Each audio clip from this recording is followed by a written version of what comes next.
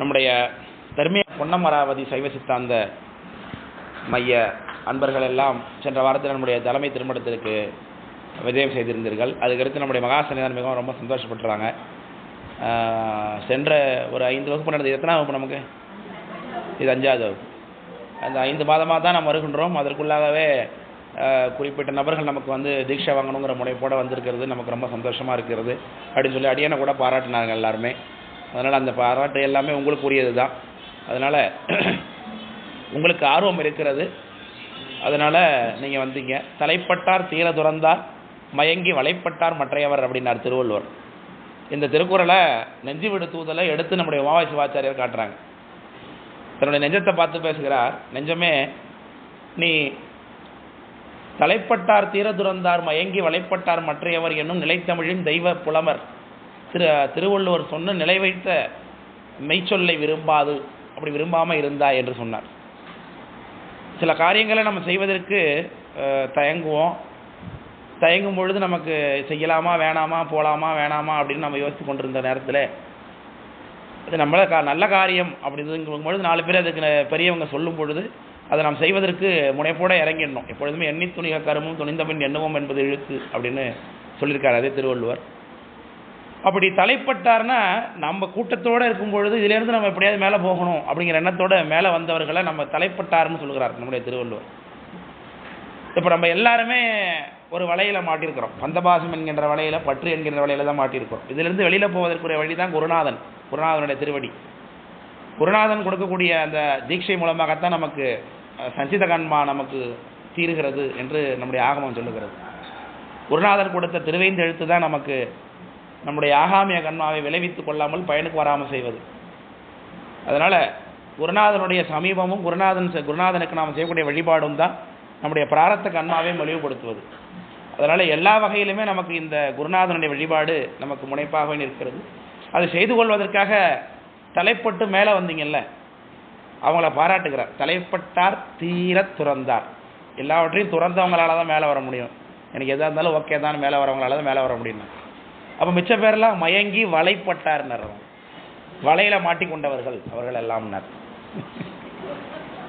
இது திருவள்ளுவரே சொல்லுகிறார். அதை தலைப்பட்டார் தீர துறந்தார் மயங்கி வலைப்பட்டார் மற்றையவங்களாம் வலையில் பட்டுக்கிட்டு தான் இருக்கிறாங்க, இன்னும் வலையில் தான் இருக்காங்க. அந்த யார் வந்து தலைப்பட்டு குருநாதனுடைய திருவடி அடைகிறார்களோ அவர்கள் தான் தலைப்பட்டார் என்று திருவள்ளுவர் சொல்கிறார். இது நிலைத்தமிழின் தெய்வ புலவர் திருவள்ளுவர் சொன்ன மெய் வைத்த சொல் அப்படின்னு உமாவை சிவாச்சாரியர் இந்த திருக்குறள் எடுத்து பாராட்டுறார். இந்த திருக்குறளை தான் திருக்கலிற்றுப்படியார் சாஸ்திரம் படிக்கும் போது நீங்கள் அதுலேயும் தலைப்பட்டார் தீர துறந்தால் இதுவும் திரும்ப வரும், இதே வரி வரும். அந்த அளவுக்கு நம்ம இறைவனை தேடி செல்பவர்களை பற்றி நம்முடைய சாஸ்திரங்களும் திருக்குறளும் பாராட்டுகிறது. சரி, அதனால் நம்ம வலையில் பட்டவங்க வலையில் தான் இருப்பாங்களா? அவங்களுக்கு விடிவு கிடையாதுன்னா நிச்சயமாக உண்டு. அதனால் நேற்றைய நான் போனவங்க இன்றைக்கி போவாங்க, நாளைக்கு போக தான் போகிறோம். யாருமே ஒன்றும் இங்கே தங்கிட போகிறது கிடையாது, யாருமே ஒன்றும் மாட்டிக்கிட்டு இங்கே சொல்ல போகிறது கிடையாது. அதனால் இன்றைக்கி இல்லையா நாளைக்கு, இப்போ பங்குனி உத்திரம் இல்லையா, அடுத்தது சோமவாரம், கார்த்திகை சோமவாரம், அப்படி இல்லையா திரும்ப அடுத்த சிவராத்திரி, அது இல்லையா அடுத்து திரும்பி பங்குனி உத்திரம் வரப்போகுது, திரும்பி கார்த்திகை சோமவாரம் வரப்போகுது. நமக்கு என்றைக்கு விரும்புகின்றோமோ அன்றைக்கி சுவாமி நிச்சயமாக வரப்போகிறார். அவ்வளோதான். அதெல்லாம் நாங்கள் வரலையே போகலையே, எனக்கு இப்படி சூழ்நிலை இருக்குது, எனக்கு குடும்பம் ஒத்துக்கலையே, எனக்கு ஃபேமிலி ஒத்துக்கலையே, எனக்கு அவங்க பண்ணலையே இவங்க பண்ணலையே, அதெல்லாம் நமக்கு தேவையில்லாத கவலை. அதனால் விருப்பப்பட்டு நம்மளால் முடியல அப்படிங்கிறது நம்முடைய கர்மா. அது நிச்சயமாக நாளைக்கு தீர்ந்து போயிடும். விருப்பமே படாமல் இருக்கிறது தான் குற்றம். சரிதானே? இது எனக்கு வேணாம் எனக்கு பயமாக இருக்குது, அச்சமாக இருக்குது, ஏதோ தப்பானது போல் இருக்குது, அப்படி இப்படின்னெல்லாம் நம்ம பயந்து கொண்டு இருக்கிறது தான் குற்றமே தவிர்த்து, விருப்பம் இருந்து நமக்கு சில சந்தேகங்கள் இருக்குது, சில தடைகள் இருக்குது, கொஞ்சம் தெளிவு எனக்கு வேணும்னு காத்திருப்பது நிச்சயமாக தவறே கிடையாது. அப்பர் சுவாமிக்கே எனக்கு கோவாய் முடுகி கூற்றம் அடுதல் கூற்றம் என் பூவார் அடிச்சூடு என்மேல் பொறின்னு கேட்ட பொழுது சாமி உடனே செய்யலை. அப்போ கூட உடனே சாமி என்ன நல்லூருக்கு வாவான நல்லூருக்கு தான் அழைத்தார். அங்கே நல்லூருக்கு போனோடனே தான் அப்பர் சாமிக்கு திருவடி தீட்சை கிடைக்கிறது. அப்போ அது காரணம் சொல்லுகிறார். ஏன் நம்மளை வந்து சாமி கேட்ட இடத்துல நமக்கு ஏன் கொடுக்கவில்லை அப்படின்னும் பொழுது அவர் நினைத்து பார்க்குறார். தாண்டகத்தை போல் சொல்கிறார். நினைந்து உருகும் அடியாரை நைய வைத்தாய், நில்லாமே தீவினைகள் நீங்க வைத்தாய் அப்படின்னு சொல்லி அந்த இடைப்பட்ட காலத்தில் நமக்கு ஏற்படக்கூடிய சில பக்குவத்திற்காக தயார்படுத்துகிறார் சாமி அப்படின்ற எண்ணிக்கொள்ள வேண்டியதுதான். அதனால் இன்றைக்கு இல்லையா நாளைக்கு இல்லையா நாளன்னைக்கு, இந்த வருஷம் இல்லைன்னா அடுத்த வருஷம் இல்லைனாக்கா அதுக்கு அடுத்த வருஷம், இந்த பிறவியில் இல்லைன்னா அடுத்த பிறவி, அவ்வளோதான். என்னைக்கு இருந்தாலும் சிவதீக்கை இல்லாமல் முக்திக்கு போகவே முடியாது. அது மட்டும் நிச்சயமான ஒன்று. ஆமாம் ஆமாம், குருநாதனுடைய சமீபத்தை அடைந்து குருநாதனுடைய வாசகத்தினாலே நம்ம சிவதீக்கை பெற்றுக்கொண்டு நாம் சாமி வழிபாடு செய்யாத வரைக்கும் நம்ம எத்தனை காலம் வழிபாடு செய்தாலும் சாமி அந்த வழிபாட்டினுடைய பயனாக இன்னொரு பிறவி கொடுத்து அதன் மூலமாக குருநாதனுடைய சமீபத்தை அடையும்படியாக பிறவி கொடுப்பாரே தவிர்த்து சிவதீக்கை இல்லாமல் நமக்கு முக்தி கிடையாது என்பது தான் உண்மை. அதனால தான் கிருஷ்ணரே சிவதீக்கை வாங்கி கொள்ளுகிறார். மாதவன் துவரைக்கு இரையாகிய யாதவன் அடி முடி மேல் சென்னி மேல் அடி வைத்தவன் அப்படின்னு சொல்லி உபமன்யு முனிவரை பாராட்டுகிறது பெரிய புராணம். அதனால் அப்படி வந்தவர்கள் இப்போ வந்தால் வராதவங்களோட வந்து தீட்சை வாங்கினவங்களுக்கு பொறுப்பு அதிகமாக போச்சு இப்போ இல்லையா? குருநாதனை நம்ம சிவபெருமானாவே பார்க்க வேண்டும், அது ரொம்ப முக்கியமான விஷயம். குருநாதன் எப்படி இருப்பார்? நம்மளை போலவே இருப்பார். அவர் நெஞ்சு இதில் போற்றி பகருடைய என்கின்ற நூலில் சொல்லுகிறார், என்னுடைய குருநாதன் சிவபெருமான் தான். அவர் எப்படி வந்தார்? அவர் எப்போதும் அவருடைய வேலை என்ன?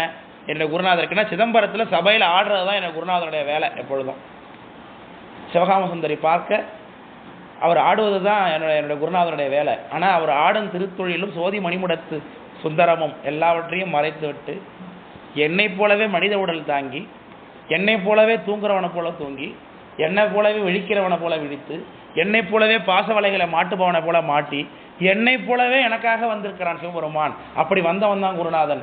அதனால பார்வை என மாக்களை முன்பற்றி பிடித்திருக்கான் போர்வை என காணா புவி என்று சொல்லுகிறார். குருநாதரை எப்படி நாம் அணுக வேண்டும்? பார்வை என மாக்களை முன்பற்றி பிடித்திருக்கின்றார். அதாவது பார்வை விலங்கு அப்படின்னு ஒரு விலங்கு வேடர்கள் வச்சிருப்பாங்க. அது ஒரு மானை பழக்கி வச்சிருப்பான். அந்த மானை கொண்டு போய் காட்டில் விட்டு அதை கத்த சொன்னான்னாக்க காட்டு உள்ள இருக்கக்கூடிய மான்கள் எல்லாம் நம்ம ஆள் ஒருத்தாங்க இருக்காம போல் இருக்கு அப்படின்ட்டு எல்லாம் முடியாரும். உடனே இவன் வலை போட்டு மற்றதை பிடிச்சிப்பான், இதை பிடிச்சிட்டு வந்து அவன் வீட்டில் கட்டிடுவான். இந்த மாதிரி விலங்குக்கு பேர் பார்வை விலங்குன்னு பேர். அப்படி சிவபெருமான் வைத்திருக்க பார்வை விலங்கு தான் குருநாதன். நம்மளையெல்லாம் பிடிப்பதற்காக சிவபெருமான் வைத்திருக்கிற பார்வை விலங்கு தான் குருநாதன் என்று திருவருட்பயன் சொல்லுகிறது. பார்வை என மாக்களை முன்பற்றி பிடித்திருக்காம் போர்வை என காணா புவி. அவனுடைய மனோட சக்தியாகிய குருநாதனுடைய வடிவம் அதுதான் சொல்லுகிறது சாஸ்திரம். அதனால தீட்சை பெற்றவர்கள் நம்முடைய குருநாதனை நம்முடைய சிவபெருமானாகவே பார்க்க வேண்டும். சிவபெருமான் வந்திருந்தால் கூட குருநாதனுடைய உத்தரவு இல்லாமல் சாமி தரிசனம் ஆகக்கூடாது. அந்த அளவுக்கு குருநாதனுக்கு நாம் மதிப்பு கொடுக்க வேண்டும். குருநாதன் தான் சிவபெருமான் என்று நம்ம குருநாதனுக்கு மதிப்பு கொடுக்க வேண்டும். அதனால் குருநாதர் என்னும் பொழுது அவருடைய திருவடியே நம்ம இறைவனோடு தொடர்புபடுத்தி வைக்கிறது. அதனால் இறைவனுக்கு முன்பாக நாம் அவரை வழிபாடு செய்ய வேண்டும். அவருடைய அனுமதி இன்றி நாம் எதுவும் செய்யக்கூடாது. அவரிடத்து உத்தரவு பெற்றுக்கொண்டு எல்லாம் செய்ய வேண்டும். என்னுடைய புராணங்கள் காண்பிக்கிறது, ஆகமங்கள் காண்பிக்கிறது. அப்புறம் நாம் செய்ய வேண்டியது நம்முடைய திருவைந்தெழுத்து, நாம் கொடுக்கப்பட்டதாகிய திருவைந்தெழுத்தை ஜபித்து உருயேற்றுவது. எத்தனை முறை நம்ம உருயேற்றுகிறோம் என்பதை பொறுத்து தான் நம்முடைய வாழ்க்கையை எப்படி மாற்றத்தை அடைய போகிறது இருக்கிறது. சாமி நமக்கு கொடுத்திருக்கக்கூடிய இந்த பிறவியாகிய கடல், இந்த கடலில் நாம் தத்தளிக்கிறோம். மணிவாசக பெருமான் சொல்லுகிறார்கள், தனியனேன் பெரும்பிறவி பவ்வத் தடந்திரையால் எற்றுண்டு கனியை நேர் துவர்வாயர் காமவான் சுரவின் வாய்ப்பட்டு எற்றுண்டு கிடப்பேனை ஐந்தெழுத்தின் புனைபிடித்து கிடக்கின்றேனேன்னு சொல்லுகிறார். அதை ஐந்தெழுத்தின் புனைபிடித்து கிடக்கின்றேன்னா அப்பேற்பட்ட அந்த இதில் கடலில் தத்தளித்து கொண்டிருக்கும் பொழுது பெரிய காற்று வீசு, சுழல் காற்று வீசுகிறது. கடலுக்குள்ளே கிடக்கும் பொழுது பக்கத்தில் ஐயோ இப்படி புயலில் வந்து மாட்டிக்கிட்டோமே அப்படின்னு நினைக்கும் போது இந்த வழியாக போகலான்னு பார்த்தா அங்கே தான் பெரிய சொராமீன் வாயை திறந்துட்டு இருக்குங்கிற. அதுதான் மனதுக்குள்ளே இருக்கக்கூடிய விருப்பங்கள். அது நம்மளை வெளில போக முடியாத பார்த்துக்கும். இப்போ ஏற்பட்ட பிறவியாக கடலில் இருந்து இந்த சுறாமீன்ட்டு தப்பிச்சு வெளில போகிறதுக்கு என்ன, ஒரே ஒரு சின்ன கட்டை கடந்தால் போதும். அதை பிடித்து கொண்டு நம்ம எப்படியா கரைக்கு வந்தாலும். அப்படி நம்ம கிடைத்திருக்கக்கூடிய கட்டை தான் குருநாதர் கொடுத்த திருவைந்தெழுத்துன்னு மணிவாசக பெருமான் சொல்கிறார்.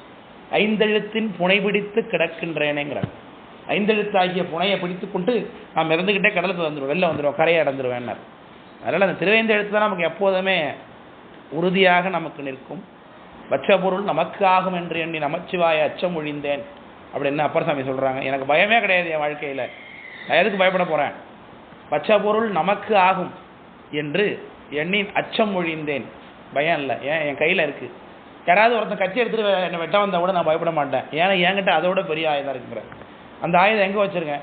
அவன்லாம் கையில் வச்சுருப்பான். அந்த ஆயுதத்தை நான் என் நாக்கில் வச்சுருக்கேங்கிறார் அப்பர் சாமி. படைக்களமாக உன் நாமத்து எழுத்தைந்தும் என் நாவில் கொண்டேன்னர். உன் நாமத்து எழுத்தைந்தும் என் நாவில் கொண்ட சிவாயனமனு என்னால் சொல்ல போற முடியும். அது போதும் என்னை காப்பாற்றும் எல்லாமே. அதனால் படைக்கலமாக உன் நாமத்து எழுத்தைந்தும் என் நாவில் கொண்டேன், இடைக்களமல்லேன் எழுவரப்பும் உமக்கு ஆட்செய்கின்றேன். துடைக்கினும் போகேன் தொழுது வணங்கி உன் தூணீர் அணிந்து அடைக்கலம் கண்டாய் அணிதல் சிற்றம்பலத்தரணேன்னு சாமி பாடுறாங்க அப்பர் சாமி. அதனால் ஐந்தெழுத்து அப்படி நமக்கு உதவி செய்ய வேண்டியது. அந்த ஐந்தெழுத்து எப்பொழுது நமக்கு கிடைக்கிறப்பெல்லாம் நேரம் கிடைக்கிறப்பெல்லாம் நம்ம ஜபிக்க வேண்டும். எந்த சன்னதிக்கு சாமி சன்னதிக்கு போனாலும் எப்படிப்பட்ட முக்கியமான காரியமாக இருந்தாலும் திருவேந்தெழுத்து ஜபிக்க வேண்டும், அனுஷ்டானம் செய்ய வேண்டும். சந்தியாவந்தனம்னு சொல்லுவாங்க, நம்ம அதை சைவ அனுஷ்டானம்னு சொல்லுவோம். காலை மாலையும் முடிஞ்சதுன்னா நம்ம குளிச்சுவிட்டு அந்த 12 இடத்துலையும் 16 இடத்துல நம்ம திருநீர் தரித்து கொள்ள வேண்டும். சமய தீக்கை உடையவருக்கு தான் திருநீற்றை நீரில் குழைத்து பூசுவதற்கு அதிகாரம் உண்டு. திருநீற்றை இப்படி திரிபுண்டரமாக தரித்துக் கொள்வதற்கு 3 கோடாக தரித்துக் கொள்வதற்கு அதிகாரம் உடையவர் சமய தீக்கை உடையவர் மட்டும்தான். மற்ற எல்லாரும் திருநீரை தொட்டு உத்தூலனமாக தான் பூசிக்கணும். குழைச்சி பூசுறதுக்கு அதிகாரம் சமய தீக்கை உடையவருக்கு மட்டும்தான். அதனால் அந்த திருநீற்றை எப்படி பூசிக்கொள்ள வேண்டும் என்றால், திருநீர் பூசிக்கொள் அனுஷ்டானம் செய்வதற்குன்னு தனியாக ஒரு திருநீர் வாங்கி வச்சுக்கணும். புதுசாக கடையில் வாங்கி வச்சுக்கொள்ளே திருநீர். அந்த திருநீர் ஏற்கனவே சாமிகிட்டேருந்து நம்ம வாங்கிட்டு அந்த திருநீர்லாம் கலந்து வைக்கக்கூடாது. அது நிர்மால்ய திருநீர். நிர்மால்யத்தை நம்ம உத்தூலனமாக தான் பூசிக்கணும், தொட்டு உத்தூலனமாக பூசிக்கணும். இந்த விரலால் தான் நம்ம பூசிக்க வேண்டும் நிர்மால்ய திருநீராக இருந்ததுன்னா. இதுதான் அனாமிக்கம். இந்த விரலுக்கு பேர் அனாமிக்கம்னு பேர். அனாமிக்கா அப்படின்லாம் பேர் வைக்கிறாங்களே, அனாமிக்கானா மேலானதுன்னு இருக்கும். அனாமிக்கம் இந்த விரலால் தான் நம்ம திருநீர் குங்குமத்தை இட்டுக்கொள்ள வேண்டும். நாம இட்டுக்கொள்ளும்போது இது அடுத்தவங்களுக்கு பூசுறா இருந்தால் கட்டவராலாக பூசி விடணும். நம்மளோட சின்னவங்களாக இருந்தால், நம்மளோட பெரியவங்களுக்கு நம்ம பூசி விடக்கூடாது. புரியுதுங்களா? நம்ம 12 இடங்களில் தரிக்கணும் அப்படின்னா நமக்கு அனுஷ்டானம் செய்து பொழுது திருநீற்றை கையில் எடுத்து அதை கவசம் பண்ணி அதை சுத்தி செய்து அதை நம்ம நிறுத்தி முதலான கலாதி மந்திரங்களாலையும் ஈசானன் முதல பஞ்சபிரம ஷடங்காதி மந்திரங்களாலையும் அதை அர்ச்சித்து அதை எடுத்து அப்புறம் தண்ணி கவசம் அதுக்கு முன்னாடி நீரை ஜல சுத்தி பண்ணி அந்த தண்ணீரை எடுத்து அந்த தண்ணீரால் கவச மந்திரத்தினாலே விட்டு ஹிருதய மந்திரத்தினாலே குழைச்சி அப்புறம் ஈசானம் மூர்த்தையே நமன்னு சொல்லி நம்முடைய சிரசில் 3 தடவையும், தத்புருஷ வக்திராய நம என்று சொல்லி நம்முடைய நெற்றியில் 3 தடவையும், அகோர ஹிருதயாய நம என மார்பில் 3 தடவையும், வாமதேவ குஹ்யாய நம என்று சொல்லி, குஹ்யம்னா ரகசியம்னு அர்த்தம். குஹ்யம் அப்படின்னா நம்முடைய ரகசிய ஸ்தானத்தில் திருநீர் வைக்கிறதா தான் ஐதீகம். அதற்கு பதில் தொப்புள் வச்சுக்கிறோம். வாமதேவ குஹ்யாய நம என்று தொப்புள்ளையும், அப்புறம் மீறி சத்யோஜாத மந்திரங்களால் இந்த தோல், இந்த முட்டு, இந்த மணிக்கட்டு, இந்த தோல், இந்த பின்னாடி இந்த பிடரி பக்கம், அப்புறம் இந்த விலா, அப்புறம் இடுப்பு, அப்புறம் நம்முடைய முட்டி, இது எல்லா இடத்துலையும் நம்ம திருநீர் பூசிக்கொள்ள வேண்டும். திரிபுண்டரமாக தரிக்க வேண்டும். கழுத்தில் பூசிக்கணும். காதில் சில பேர் காதில் போட்டு வச்சுப்பாங்க. வச்சுக்கிட்டு கையை கழுவிட்டு திருநீர் கழுவி கீழே விடும்பொழுது இப்படி கும்பமுத்திரையாக பிடித்து கையில் திருநீர் பூசிட்டு இப்படி கும்பமுத்திரையாக பிடித்து வழியக்கூடிய தண்ணீரை சாமி மேலே நம்ம மேலே புரோக்ஷணம் பண்ணிக்க வேண்டும். இப்படி ஈசானமூர்த்தி நம தத்புருஷ வக்திராயணம்னு புரோக்ஷணம் பண்ணிக்கொள்ள வேண்டும். அதற்கு பிறகு திருநீர் கீழே சிந்தி திருநீர் எடுத்து ஹிருதயாய நம என்று ஒடுக்கிக் கொள்ள வேண்டும். சரிதானே? அப்புறம் தான் நம்ம தர்ப்பணம் செய்ய வேண்டும். நம்முடைய பிந்துஸ்தானத்திலிருந்து அமுதத்தை எடுத்து நம்முடைய ஜலபாத்திரத்தில் வைத்து அது ஜலபாத்திரத்தில் அதை அபிமந்திரித்து ஜபிச்சு அந்த தண்ணியினாலே ஈசானம் முதலான மந்திரங்களுக்கு சுவாகாந்தமாக தர்ப்பணம் கொடுக்கும். ஈசானமூர்த்தையே ஸ்வாகா, தத்புருஷ வக்திராய ஸ்வாகா, அகோர ஹிருதயாய ஸ்வாகா, வாமதேவ குஹ்யாய ஸ்வாகா அப்படின்னு சொல்லி ஹிருதயாய ஸ்வாகா, சிரசே ஸ்வாகா, கவசாய ஸ்வாகா, நேத்ரோபே ஸ்வாகா, அஸ்திராய ஸ்வாகா அப்படின்னு கொடுக்கலாம். சுவாமியோட மந்திர நாமங்களுக்கு பவாய தேவாய ஸ்வாகா, சர்வாய தேவாய ஸ்வாகா, பீமாய தேவாய ஸ்வாகா ஸ்வாகாந்தமாக கொடுக்க வேண்டும். அப்புறம் மகா கணபதியே ஸ்வாகா, ஸ்கந்த குருவே ஸ்வாகா, உமாதேவியை ஸ்வாகா, இந்த தெய்வங்களுக்கெல்லாம் நம்ம தர்ப்பணம் கொடுக்கலாம். இந்த ஜலத்தை அவங்க பூஜை திரவியமாக எடுத்து கொடுக்குறார்கள் நம்மகிட்ட. அப்புறம் உங்களுக்கு குலதெய்வம் இருந்ததுன்னா குலதெய்வத்துக்கு சுவாகாந்தமாக கொடுக்கலாம். உங்களுடைய பித்ருக்களுக்கு தர்ப்பணம் பண்ணணும்னா இந்த தர்ப்பண முத்திரையினால அவங்களுக்கு தர்ப்பணம் பண்ணணும். ஸ்வதா அவங்களுக்கு சதாந்தமாக கொடுக்க வேண்டும். நாம் ஆசமனம் பண்ணும்பொழுது சதா ஆத்ம தத்வாய சதா, வித்யா தத்வாய சதா இது பண்ணணும். இந்த ஆத்ம தத்துவம் வித்யா தத்துவம் தான் இங்கே நீங்கள் படிக்க போறீங்க. இன்னைக்கு படிக்க போகிறது ஃபுல்லாக இதுதான். இந்த ஆத்ம தத்வாய சதா, வித்யா தத்வாய சதா, சிவதத்வாய சதா அப்படின்னு நம்ம உடம்பு தான், நம்ம உடம்புக்கு தான் சொதாந்தமாக நம்ம அதுக்கு கொடுக்குறோம் உள்ள. அந்த ஆத்ம தத்துவம்னா என்ன, வித்யா தத்துவம்னா என்ன, சிவதத்துவம்னா என்ன, இந்த உடம்பை எப்படி சாமி நமக்கு கொண்டு பண்ணி கொடுத்துருக்கிறார், இந்த உடம்பினுடைய உறுப்புகளாக எப்படி சாமி இருக்கிறார், இந்த உலகமாக எப்படி சுவாமி இருக்கிறார், இதைத்தான் இன்றைக்கி நாம் பார்க்க இருக்கிறோம். அதுதான் மாயை என்கின்ற இன்றைய வகுப்பு. நம்முடைய இந்த பொன்னமராஜ வகுப்பில் நம்ம இன்னைக்கு 5வது வகுப்பா. தொடக்க காலத்திலேருந்து நம்ம முதல்ல பிரமாணவியல் அறிமுகம் பண்ணணும். வேதம், பொது பிரமாணம், ஆகமம், சிறப்பு பிரமாணம்னு பண்ணணும். அப்புறம் புராணங்களை பற்றி அறிமுக செய்திகள் பார்த்தோம். அப்புறம் இதிகாசங்களை பற்றி அறிமுக செய்திகள் பார்த்தோம். அப்புறம் 12 திருமுறைகளை பற்றி அறிமுக செய்திகள் பார்த்தோம். அப்புறம் 14 சாஸ்திரங்களை பற்றின அறிமுக செய்திகள் பார்த்தோம். அப்புறம் பண்டார சாத்திரங்கள்னு சொல்லி ஒரு அறிமுக செய்திகள் பார்த்தோம். அதுக்கு பிறகு பதி என்றால் சிவபெருமானுடைய தன்மைகள் என்ன, சிவபெருமானுக்கு 2 லட்சணம் உண்டு, ஒன்று தடஸ்த லட்சணம், இன்னொன்று சொரூப லட்சணம் அப்படின்னு உண்டு. அவர் தடஸ்தம்னா வடிவம் எடுத்து வரக்கூடிய விஷயங்கள், அதில் நவந்தரு பேதம் என்கிற வடிவம் வரைக்கும் நம்ம பார்த்துருந்தோம். அப்புறம் பசுக்கள் உயிர்களுடைய தன்மையை பார்த்துருந்தோம். உயிர்களை பற்றி பேசும் பொழுது உயிர்களில் 3 வகை சீவவர்க்கம் இருக்கிறது. அது ஆணவ மலத்தை பற்றிய விதத்தில் அது எப்படி இருக்கு, அதுக்கு பேர் என்ன, ஆணவ மலத்தை பற்றிய விதத்தில் 3 பிரிவு உயிர்களுக்கு, விஞ்ஞான கலர், வளையா கலர், தகலர் அப்படின்னு 3 பிரிவு இருக்குன்னு பார்த்தோம். அந்த 3 பிரிவுகளுக்கு ஏற்ப வெவ்வேறு இடங்கள்ல அவங்களுக்கு வேலை நடக்குது, சாமி அவங்களுக்காக ட்ரீட்மெண்ட் பண்ணுறார் அப்படிங்கிறத பார்த்தோம். அப்புறம் ஆணவ மலத்தை பற்றி பார்த்தோம். ஆணவ மலம் என்பது இருள் மலம், அதுக்கும் லட்சணம் உண்டு. அதுலேயும் ஆவாரக சக்தி, அதோனியாமய சக்தி, ஆவாரக சக்தி, அப்புறம் அந்தர்பாவை சக்தி என்று அதில் 3 வகை சக்திகளாக செயல்படுகிறது எல்லாம் அதை நான் பார்த்துருந்தோம். அப்புறம் கண்ம மலத்தை பற்றி பார்த்தோம் சென்ற வகுப்பில் இல்லையா? ஆமாம், கண்ம மலத்தை பற்றி பார்த்தோம். கண்மம் என்பது அதுவும் மூலக்கண்மம்னு இருக்குது. அது காரியப்படும் போது காரியப்படும் பொழுது நமக்கு நல்வினை தீவினைன்னு ஆகும். அதில் 3 வகை இருக்குது, சஞ்சிதம், பிராரத்தம், ஆகாமியம்னு 3 இருக்குது. அதை நமக்கு ஆதி ஆத்மீகம், ஆதி பௌதிகம், ஆதி தெய்வீகம் என்று 3 வகையாக சாமி நமக்கு கழிப்பாருன்னு பார்த்தோம். இதெல்லாம் நம்ம சென்ற வகுப்பில் பார்த்து முடித்தோம்.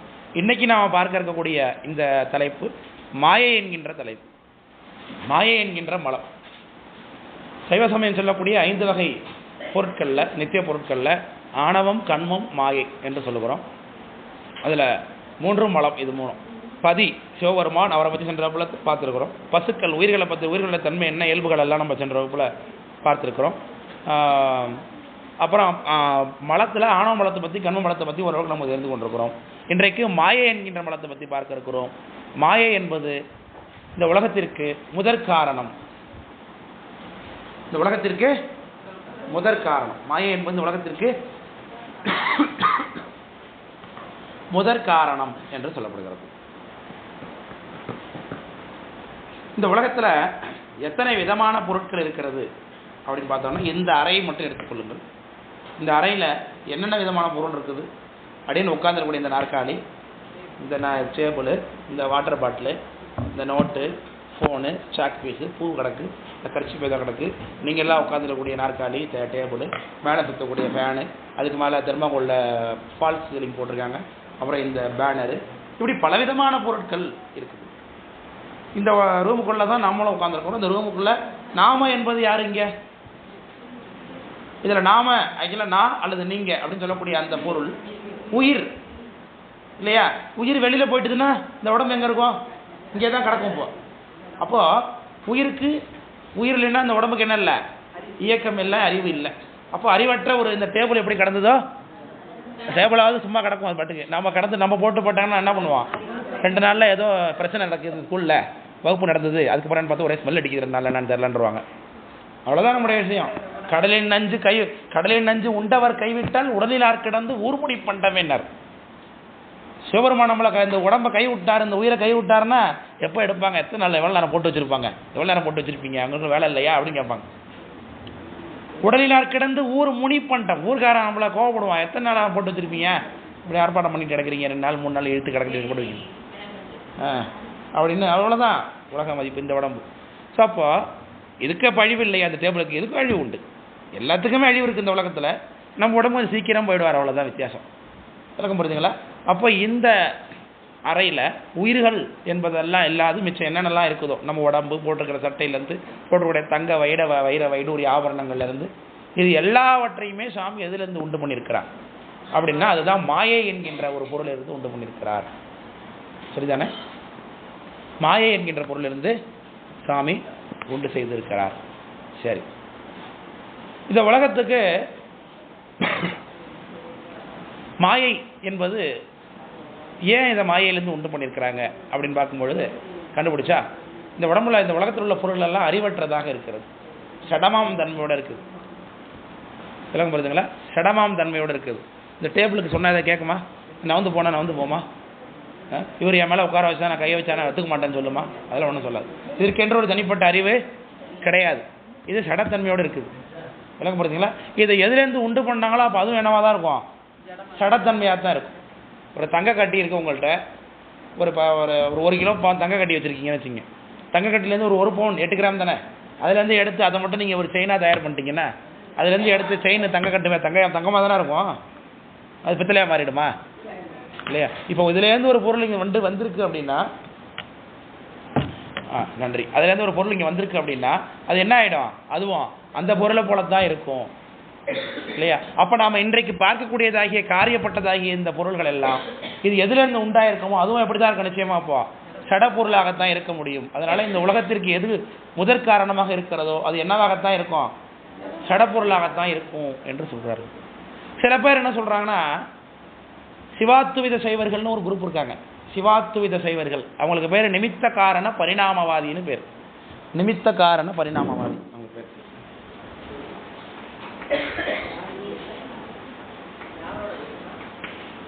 நிமித்த காரண பரிணாமவாதி.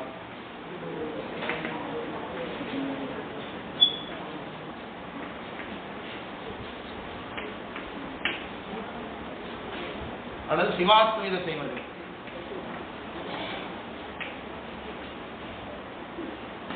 சிவாத்மீதம் இவங்க என்ன சொல்லுகிறார்கள் அப்படின்னா, உலகத்துல மலம்னு ஒன்று கிடையவே கிடையாது, சடப்பொருள்னு ஒன்று கிடையவே கிடையாது, அறிவற்ற பொருள்னு ஒன்று கிடையவே கிடையாது, அதே மாதிரி உயிர்கள்னு ஒன்று கிடையவே கிடையாது.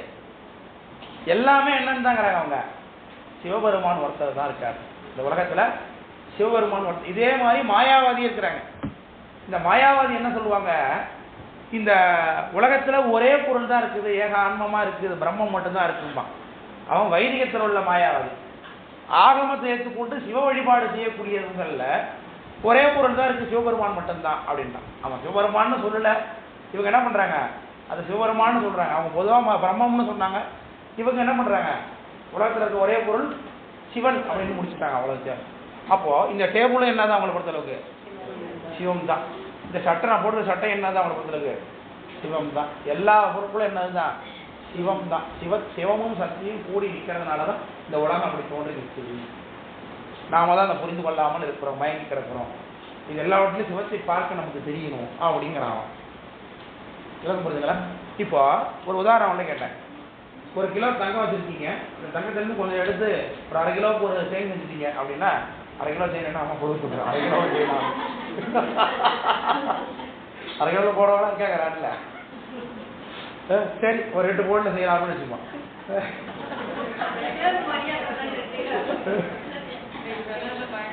பயங்கரம் போயிட்டா. அதனால இவ்வளவு பெரிய தங்க கட்டிலிருந்து கொஞ்சம் எடுத்து நீங்க ஒரு செயினை செஞ்சீங்கனால அதுவும் என்னவா தான் இருக்கும், தங்கமா தான் இருக்கும் இல்லையா? அது போல போய் வெள்ளியா மாறிடாது இல்லையா? அப்போ சிவபெருமான்கிட்ட ஒரு பொருள் உண்டானதுன்னா அது சிவபெருமானுடைய குணம் என்ன, அறிவு. வேற சிவபெருமானுடைய குணம் என்னன்னு சொல்லுவீங்க? அருள். அருள் யாரும் சொன்னீங்களா? கருணை. Very good. கருணை, அருள். சிவபெருமானுக்கு இருப்பது ஒரே குணம் மட்டும்தான், அருள், கருணை. கருணை கருணை கருணை, அவருக்கு அதை தவிர்த்து வேற எதுவுமே தெரியாது. அந்த கருணையைத்தான் நம்ம வெவ்வேறு விதமாக 8 குணமெல்லாம் சொல்லிக் கொள்கிறோம். அறிவுன்னு சொல்லுகிறோம், ஆனந்தம்னு சொல்லிக் கொள்கிறோம், செல்வாவை பார்த்து நீங்கள் எல்லாம் சொல்லிக்கிறோம். அது எல்லாமே தொகுத்துட்டோம்னா என்ன ஆகிடும், அது ஒன்று தான். அவர்கிட்ட இருக்கிற ஒரே பொருள் என்னது, கருணை கருணை கருணை. அந்த கருணை என்பது அவருடைய சக்தி. இப்போ என்கிட்ட ஒரு சக்தி இருக்கு, என் சக்தி எனக்கே இப்போ அறிவு கம்மி, நான் ஒரு வேலை செஞ்சேன்னா இந்த வேலை என்னவா தான் இருக்கும், நிச்சயமா ஏதோ ஒரு விஷயமா தான் இருக்கும் அது இல்லையா? என்னுடைய அறிவு குறைபாடுடைய அறிவு, இதை வைத்துக்கொண்டு என்னோட சக்தி செயல்படுத்தணும்னா என்னுடைய வேலையில நலமடைகிறவங்க சில பேர் இருந்தாலும் அதில் பாதிக்கப்படுறவங்க சில பேர் இருக்க தான் செய்வாங்க. முழுமையானதாக இருக்காது. முழு அறிவு இல்லாதவனால செய்ய முடிய வேலை எப்படி முழு வேலையா இருக்க முடியும்? ஆனா சிவபெருமான் இருக்கக்கூடிய சக்தி ஆகிய அம்பாள் சிற்சக்தி, அவர் அறிவுடைய சக்தி, அவர் சாமியுடைய சக்தி ஆகிய சாதாரண சம்பந்தம் இருக்கக்கூடிய சிற்சக்தி திருவருள். அந்த திருவருளாலே சாமி இந்த உலகத்தை செஞ்சிருந்தா தங்கத்திலிருந்து செய்தி என்னவா தான் இருந்தது, தங்கமா தான் இருந்தது.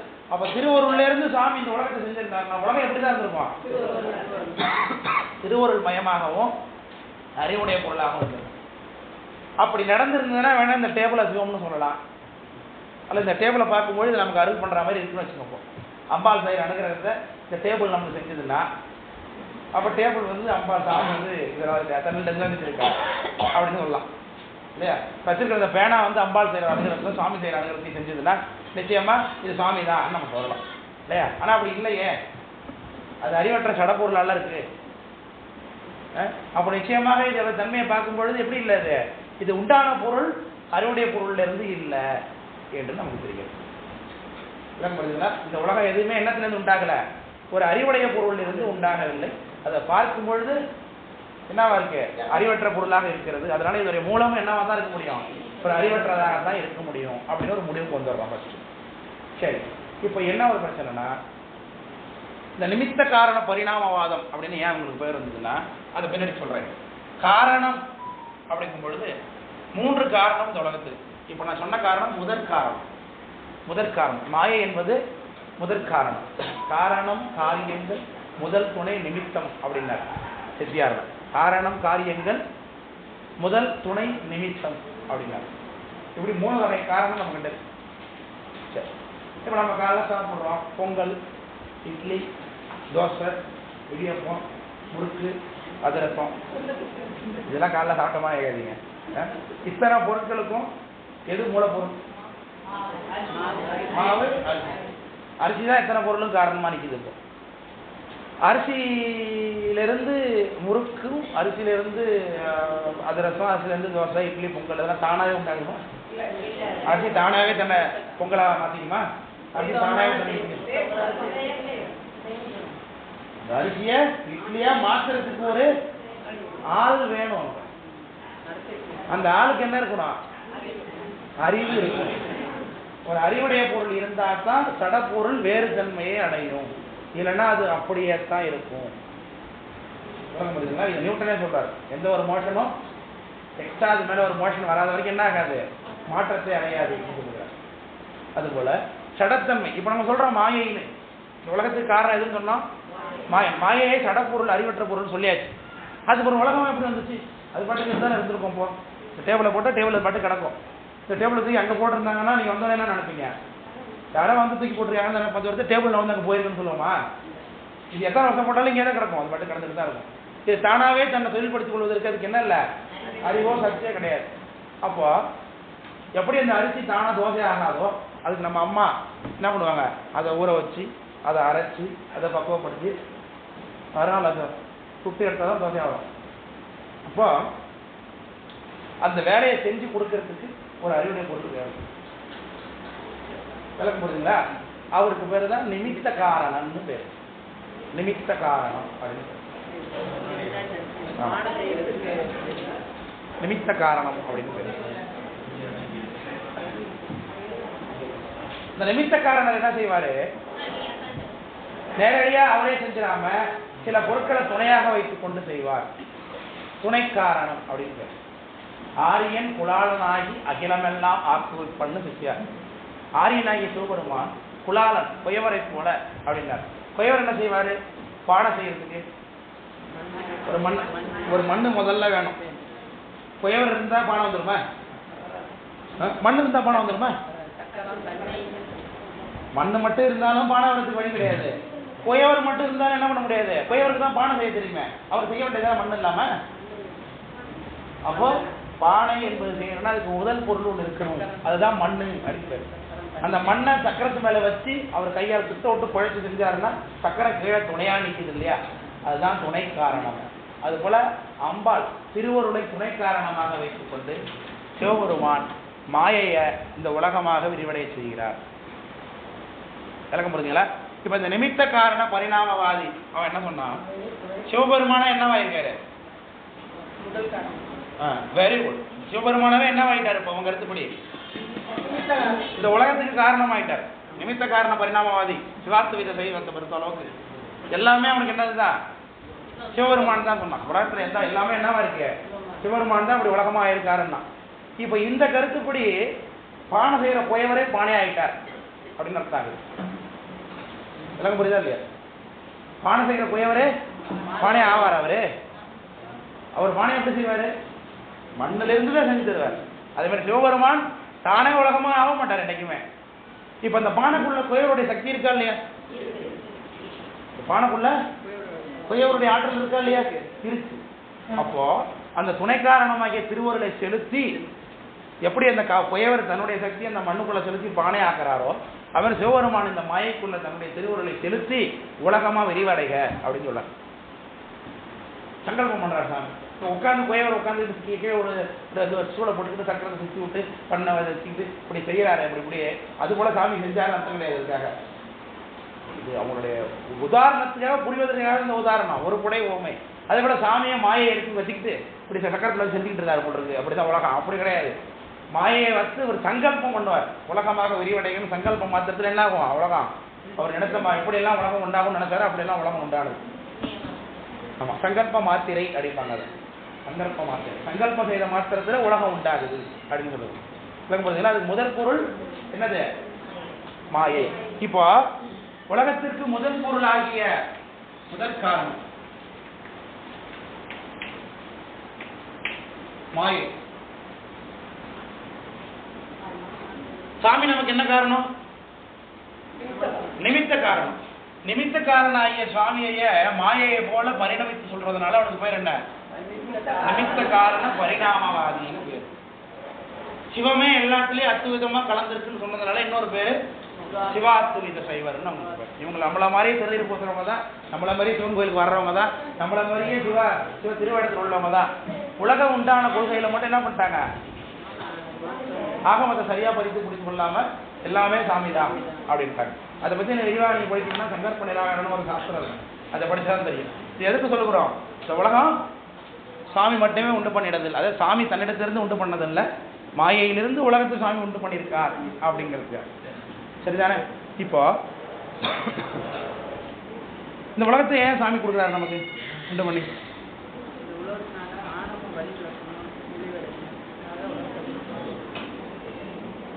எதற்கு உலகம் கொடுக்கப்பட்டிருக்கு நமக்கு? உயிர் அறிவு அனுபவப்படுது. Very good. ரெண்டு பேருமே சரியா சொல்லுங்க. ஆணவம் நீங்குவதற்காக இல்லை, ஆணவம் நீங்குவதற்காக நமக்கு இந்த உலகம் நமக்கு கொடுக்கப்பட்டிருக்கு. இது என்னன்னு சொல்லுவோம் நாம? Very good. தனு கரண புவன போகம் அப்படின்னு சாமி நம்ம கொடுத்தது என்னது? தனு கரணம் புவன போகம். தனுனா என்ன? உடம்பு. Very good. கரணம்னா மனசுக்குள்ள அந்த அந்த கரணம் நம்ம மனசு, புத்தி, சித்தம், ஆங்காரம் சொல்லக்கூடிய அந்த உளவியல் விஷயங்கள், உளவியல் காரணம்னு சொல்லி காரணம். புவனம்னா இந்த உலகம். போகம்னா அனுபவிக்கக்கூடிய சக்தி. வீட்டுல நல்லா 2 கிலோ அல்வா செஞ்சு வச்சிருக்காங்க தயார் பண்ணி, நம்மளால திங்க முடியாது, பல்லு பிடிக்கிட்டு வந்துருக்கோம்னா இப்ப என்ன பண்ண முடியும்? வாயில புண்ணா இருக்கு, திங்க முடியாது, வாயை திறக்க முடியலன்னா என்ன பண்ண முடியும்? பொருள் இருந்தாலும் நமக்கு அனுபவிக்கிறதுக்கு சாமி இருந்தாதான் அனுபவிக்கலாம். நம்ம கண்ணுக்கு பார்க்குற சக்தி இருக்கு, உலகத்துல காட்சி இருக்குது. இருட்டா இருந்தாலும் பார்க்க முடியுமா? நம்ம கண்ணு தான் தெரியுமே. இப்போ கண்ணு நமக்கு நல்லா பார்வை தெரியும் சார், எவ்வளோ தூரம் பார்த்தா தெரியும் சார்னு சொல்றாங்க. லைட்டெல்லாம் அமைச்சாச்சு, கண்ணு பார்க்குமா? அப்போ இந்த கண்ணுக்கு பார்க்குற சக்தி இருந்தாலும் கூட இது காட்சியை பெறுவதற்கு யாரு வேணும்? சூரிய வெளிச்சம்னு ஒன்று வேணும். சூரிய வெளிச்சம் இல்லாத லைட் கொடுக்குறோம் நம்ம. சூரிய ஒளின்னு ஒன்று இருந்தால் என்ன பண்ண முடியும்? கண்ணுக்கு பார்க்குற சக்தி இருந்தாலும் பார்க்கலாம், இல்லைன்னா என்ன பண்ண முடியாது? ஜாலியா பார்க்க முடியாது. அதான் கண்ணுக்கு பார்க்குற சக்தி இருந்தாதான், அது இல்லைன்னா அது ஒன்றும் பண்ண முடியாது. இது ஒரு உடைய உண்மை தானே. அதனால பார்க்கக்கூடிய சக்தி கண்ணுக்கு, அதான் உயிருக்கு அறிவு இருந்தாலும் அர்த்தம். உயிருக்கு அறிவு இருந்தாலும் கூட இது கொடுத்துருக்க உடம்பு அனுபவிக்கணும், அது சாமி கூட இருந்து அனுபவப்படுத்தினாதான் நடக்கும். நம்ம இதே ஒருத்தருக்கு கண்ணு கை காலில் நல்லா பலமாக கொடுத்துருக்காரு சாமி, பார்க்கறது நல்லா இருக்கான், சுற்றி மட்டும் பேலன்ஸ் போயிட்டு இப்போ அந்த கை காலை நல்லா பார்த்துக்கிட்டு நல்லா அவர் என்னென்ன அனுபவிக்கணும் அனுபவிப்பார. அப்போ உயிருக்கு அறிவு இருந்தாலும் இல்லைனாலும் சாமி போகப்படுத்தினால்தான் அது என்ன பண்ணும்? உயிரை அனுபவப்படும். அதுதான் இந்த போகம்னு வச்சேன். அப்போ இந்த 4த்தையுமே சாமி நம்ம கொடுக்குறாரு. தனு கரண புவன போகம் அப்படின்னாரு. அதை தான் நம்ம மாயேயம், இது 4த்தையும் சேர்த்து என்ன சொல்லுறோம்? மாயேயம். 4த்தையும் சேர்த்துக்கு மாயேயம்.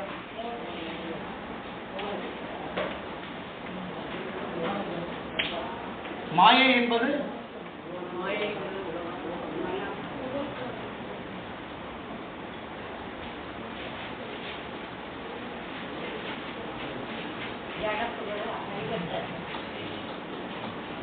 மாயை என்பது காரண நிலை. எல்லா பொருளுக்கும் காரண காரியம் இருக்கா? அப்ப மாயேயம் என்பது காரிய நிலை.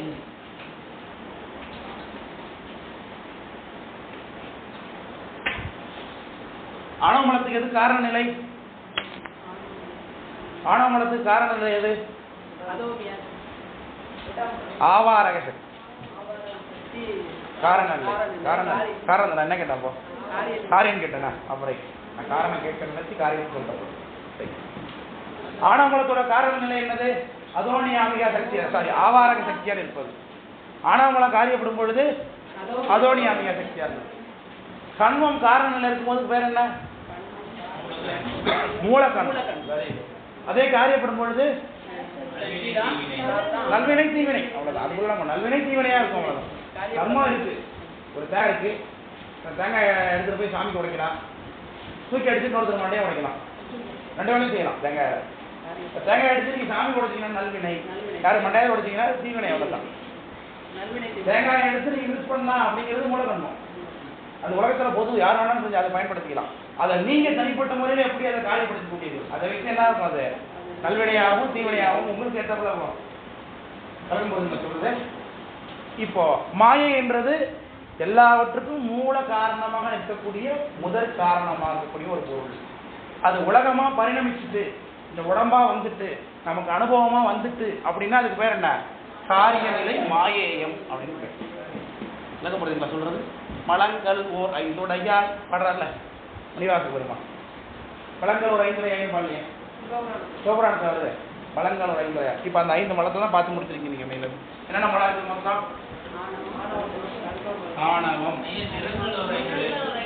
நிறங்கள் உண்டு. மலங்கள் 5 ஒரு பாட்டில் வருமே, நிறங்கள் ஒரு 5. ஆமா, மலங்கள் 5. சரி சரி சரி சரி. ஆமா, நிறங்கள் ஒரு 5. இந்த மலம் 5 மலம்னு ஒரு இடத்துல திருவாசகத்தில் வருது. எந்த இடத்துல? 3 இடத்துல. ஒரு 3 மலம் உண்மை மலம் அறிவித்து ஒரு இடத்துலையும் 5 மலம். ஆமாம், அது அதில் 3 மலம்னு இன்னொரு இடத்துல 5 மலம்னு சொல்லுவார். எழுந்திர போட்டோம். எந்த இடத்துல போட்டோம்? மலம் நமக்கு 5 மொத்தம். ஆணவம்,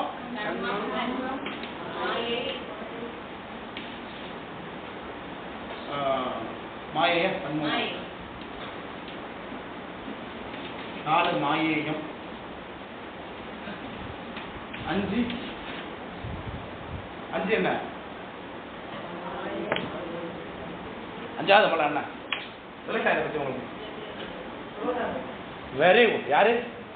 வெரி குட், வெரி குட். திரோதானம். திரோதானம். இப்ப கண்மத்துக்கு கண்மயம்னு உண்டு. அது என்னது? அதான் என்னது? அது எப்படி எப்படி சொல்றீங்க? நல்வினை தீவினை. அதை தனியா நம்ம கணக்கு பண்றது இல்லை, ஒன்னாத சொல்றோம். ஆணவத்துக்கு காரியப்பாடு உண்டு, ஆனால் தனியா சொல்றது இல்லை. மாயையம் மட்டும்தான் மாயேயம்னு தனியா கணக்கு பண்றோம். ஏன்னா இதுதான் கண்ணுக்கு தெரியும். ஆணவமலத்துடைய காரியப்பாடு நம்மளுக்கு தெரியுமா? ஆணவமலம் மறுத்திருக்கிறது நமக்கு தெரியாது. முதல்ல பலரை புணர்ந்தும் இருப்பாவைக்கு என்றும் உண்டு, கணவருக்கும் தோன்றாக ஒரு பொருளும் காட்டாது இருளுருவம் காட்டும், இருபொருளும் காட்டாது. ரூம்ல நுழைச்சிங்கன்னா காலையில ஒரு 3 மணிக்கு வந்துட்டீங்க கிளாஸ் அரேஞ்ச் பண்றதுக்கு, லைட்லாம் கரண்ட் இல்லை, ஒண்ணுமே தெரியல, ஒரே இருட்டா இருக்கு. அப்போ எல்லாம் தெரியல, ஆனா இருட்டா இருக்குன்னு தெரியுது நமக்கு. அப்ப இருள் இருக்கே, அது எல்லாத்தையும் மறைக்கும், ஆனா தான் தான் மறைச்சிருக்கேன்னு காமிக்கும். ஆனா அந்த ஆணவமலம் எல்லாத்தையும் மறைக்கும், ஆனா நான் தான் மறைச்சிருக்கேன்னு கூட காமிக்காது. உனக்கு ஆணவம் இருக்குன்னு சொன்னா என்ன போய் ஆணவம் முடிச்சவனு சொல்றாமா? ஒத்துக்கு தெரியாது. அப்போ ஆணவமலம் நம்ம கண்ணுக்கு தெரியாது, கண்மமலம் நம்ம கண்ணுக்கு தெரியாது, மாயை கண்ணுக்கு தெரியாது, ஆனா காரியம் கண்ணுக்கு தெரியாது. உலகம் தெரியுது கண்ணுக்கு. திரோதானம் என்பது என்ன? அப்ப எதுல அது என்னது? மறைப்பாற்றல் என்னது? சக்தி. அம்பாள் தான் திரோதானம். சாமியோடைய அருள் என்னவா இருக்கு நமக்கு? மிகுதிப்பட்டதுனாலும் குறைவுபடுறது மூலமாக நமக்கு ஆணவமலத்தை மிகுதிப்படுத்தி குறைவுபடுத்தியும் அது நமக்கு திரோதானமா இருக்கு. இதுல 5 மலம். இந்த 5 மலத்தை நம்ம இப்ப பாக்குறது இந்த மாயை மாயேயம் என்பது. சரிதானே? இப்ப இந்த மாயையுடைய காரண நிலை அது என்ன அப்படிங்கிறது ஒரு பாட்டு. இந்த பாட்டு சொல்றேன், எழுதிங்களா? மாயோட காரண நிலை நித்தமாய் நித்தமாய் நித்தமாய் அருவாய் நித்தமாய் அருவாய் ஏக நிலையதாய், நித்தமாய் அருவாய் ஏக நிலையதாய், உலகத்திற்கு ஓர், நித்தமாய் அருவாய் ஏக நிலையதாய், உலகத்திற்கு ஓர், அடுத்த வரி, வித்துமாய், உலகத்திற்கு ஓர் வித்துமாய், உலகத்திற்கு ஒரு வித்துமாய், அசித்தாய், அசித்தாய், உலகத்திற்கு ஒரு வித்துமாய், அசித்தாய், எங்கும் வியாபியாய், எங்கும் வியாபியாய்,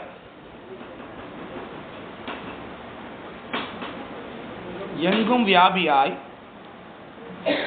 விமலனுக்கு ஓர், விமலனுக்கு ஓர், விமலனுக்கு ஓர், விமலன், விமல், விமல்னு பேர் வச்சுக்கிறோம்ல அந்த விமல், விமலனுக்கு ஓர், விமலனுக்கு ஓர், அடுத்த வரி, சத்தியாய், விமலனுக்கு ஓர் சத்தியாய், புவன போகம், புவன போகம், புவன போகம் தனு கரணமும், புவன போகம் தனு கரணமும், புவன போகம் தனு கரணம், புவன போகம் தனு கரணமும் உயிர்காய், தனு கரணமும் உயிர்காய், உயிர்காய், தனு கரணமும் உயிர்காய், நாலாவது வரி, வைத்தது ஓர், உயிர்காய் வைத்தது ஓர் மலமாய், உயிர்காய் வைத்தது ஓர் மலமாய், மாயை, மாயை மயக்கமும் செய்யுமன்றே, வைத்ததோர் மலமாய் மாயை மயக்கமும் செய்யுமன்றே. திரும்ப சொல்லட்டுமா? மயக்கமும் செய்யுமன்றே. ஃபர்ஸ்ட் லைன் சொல்லட்டுமா?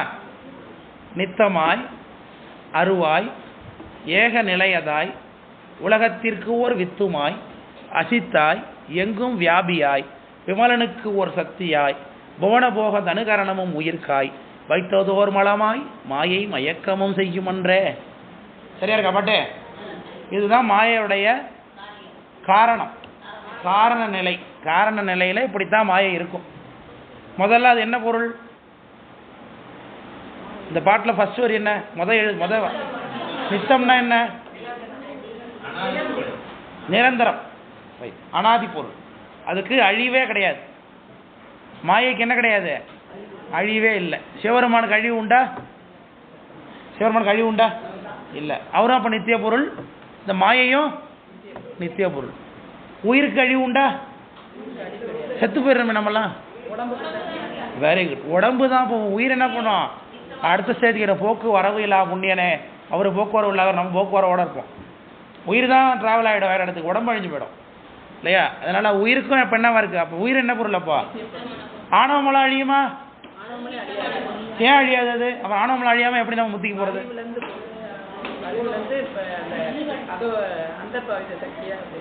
Very good. இந்த பக்கம்லாம் சத்தமே மட்டும்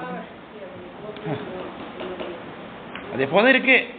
முத்தி நிலையில எப்படி சார் அப்புறம் இல்லாம போகுது? அது இருக்கும், இந்த உயிரெடுத்து மட்டும் செயல்படாது. அப்போ அதுக்கும் என்ன கிடையாது? அழிவு இல்லை. கண்மமும் என்ன ஆகாது? அழியாது. அதே போல இந்த மாயை என்ன ஆகாது?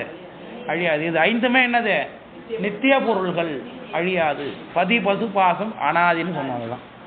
சுவாமியும் அனாதி, உயிர்களும் அனாதி. அனாதின்னு என்ன அர்த்தம்? என்னைக்குல இருந்து இருக்குன்னே சொல்ல முடியாது. ஆமா, தொடக்கம்னு சொல்லக்கூடாது. இன்னையிலேருந்து இருந்ததுன்னா அதுக்கு முதல்ல ஏன் இல்லைன்னு கேள்வி வந்துடும். சுவாமி ஏன் என்னையிலேருந்து சாமி இருக்கார், இன்னையிலேருந்து இருக்காருன்னு சொன்னால் அன்னைக்கு முதல்லேருந்து ஏன் இல்லைன்னு ஆகிடும். அப்போ சாமி யார் உண்டு பண்ணாருன்னு கேள்வி வந்துடும். அதனால தான் அவருடைய இருப்புக்கு என்ன சொல்ல முடியாது? காரணம் சொல்ல முடியாது. நாம ஆகமும் அப்படி சொல்லுது. இது எப்படி நான் ஏற்றுக்கிறதுன்னா, அது கீழே இருந்து ஆராய்ச்சி பண்ணி தான் போகணும். இந்த தத்துவத்தின்படி போனால் கடைசியில் இப்படி இருந்தால் தான் சாமி, நித்திய பொருளாக இருந்தால் தான் சாமி.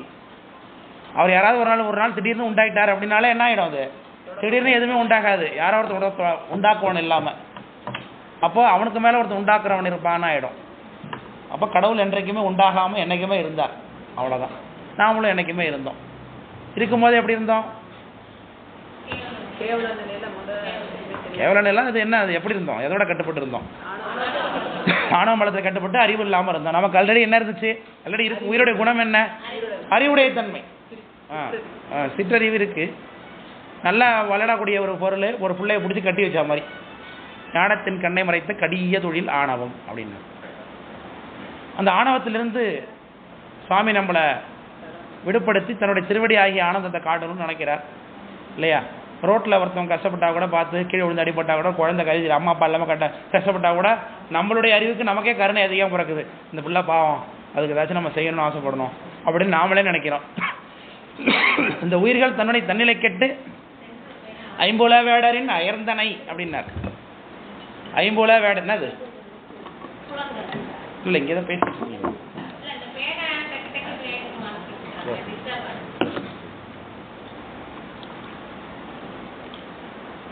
ஐம்புல வேடரின் அயர்ந்தனைன்னார். அது என்னன்னா,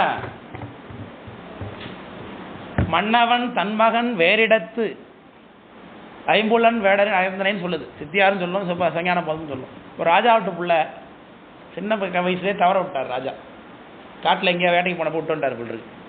உடனே வேடர்கள்லாம் எடுத்து இந்த பிள்ளைய வளர்க்குறாங்க. ராஜாவாக வளருவானே, வேடனை மாதிரி தான் இருப்பான். காட்டில் போய் அதை இதை பிடிச்சி திம்பான், ஓடுவான், நையில் எல்லா ரெக்கையை எடுத்து சொல்லிட்டு நிற்பான், ஊரை சுற்றிட்டு நிற்பான், அதை பண்ணிகிட்டு இருப்பான். வேடருக்கு குணத்தோடு வாழ்ந்து கொண்டு இருப்பான். ராஜா அங்கேருந்து ஒரு நாள் நம்ம பிள்ளை வந்தான் அப்படின்னு கண்டுபிடிச்சி என்ன பண்ணுவான்? அழைச்சிட்டு போய் அவனை வேடனாக வச்சுருப்பானே. தனக்கு என்னென்ன குணங்கள் உண்டு அத்தனை குணத்தோடையும் தான் பிள்ளைய மாற்றிடுவான். அப்படி சிவருமானுக்கு பிள்ளைகள் போன்றவர்களாகிய இந்த உயிர்கள் எல்லாம் ஆணவ மலத்தில் கட்டுண்டு கிடக்கிறோம். வேடர்கிட்ட மாட்டிக்கிட்ட புள்ள மாதிரி. அவர் மீட்டு எடுத்து என்ன பண்ணுறாரு? தன்னுடைய திருவடியை கொடுக்குறார், தன்னை போல வைத்துக் கொள்கிறார், தன்னுடைய ஆனந்தத்தை கொடுக்குறார். இதுதான் கான்செப்ட், சரிதானே? எப்படி நமக்கு அந்த ராஜா விட்டு பிள்ளை வேடர் விட்டு பிள்ளைகிட்ட போய் நீ ஏன் பிள்ளை, நீ வேடர் விட்டு பிள்ளைன்னா அப்படியே நான் வந்துடுறேன்னு உடனே வந்துடுவானா? வரமாட்டான். அவன் அங்கேயே இருந்துட்டான். சின்ன பிள்ளையிலேருந்து அவனுக்கு அதுதான் தெரியும், வேறு எதுவும் தெரியாது அவனுக்கு.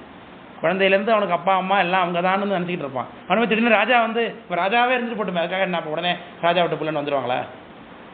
போகத்துக்கு வந்து ஆசைப்பட்டாலும் அவனுடைய மனசுலாம் எங்கே தான் இருக்கும்? அங்கே தான் இருக்கும். அதுபோல தான் உயிர்கிட்ட வந்து திடீர்னு வந்து நீ வந்து ராஜா விட்டு பிள்ளை, நீ சிவபெருமானுடைய ஆனந்தத்தை அனுபவிக்கத்தக்கவன், அதனால் நீ வா, அவனை திருவடியில் வந்து வச்சுக்கிறேன்னு சாமி விட்டாலும் நாம் என்ன பண்ண மாட்டோம்?